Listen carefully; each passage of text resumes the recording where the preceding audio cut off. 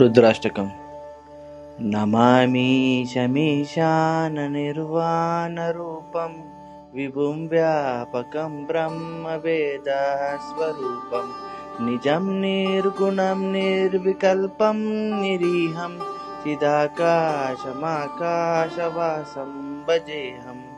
निराकारमोङ्कारमूलं तुरीयं गिराज्ञानगोतीतमीशं गिरीशं करालं महाकालकालं कृपालुं गुणागारसंसारपारं नतोऽहं।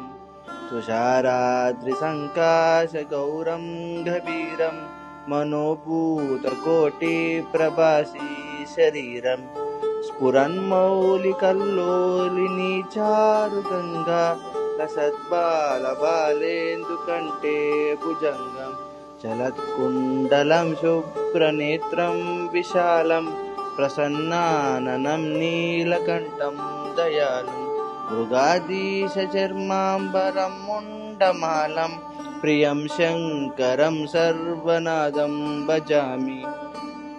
प्रचण्डं प्रकृष्टं प्रगल्भं परेशम् अखण्डं भजे भानुकोटिप्रकाशं त्रयाशूलनिर्मूलनं शूलपाणिं भजेऽहं भवानीपतिं भावगम्यं कलातीतकल्याणकल्पान्तकारी सदा सज्जनानन्ददाता पुरारी चिदानन्दसन्दोहमोहापहारी प्रसीद प्रसीद प्रभो मन्मधारी नयावादुमानाथपादारविन्दं भजन्ति हलोके परे वा नराणां न तावत् सुखं शान्तिसन्तापनाशं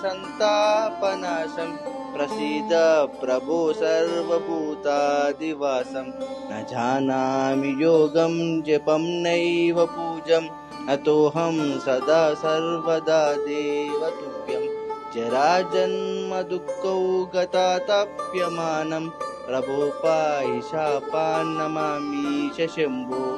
रुद्राष्टकमिदं प्रोक्तं विप्रेण हरतुष्टये ये पठन्ति नरभक्त्या तेषां शम्भुः प्रसीदति।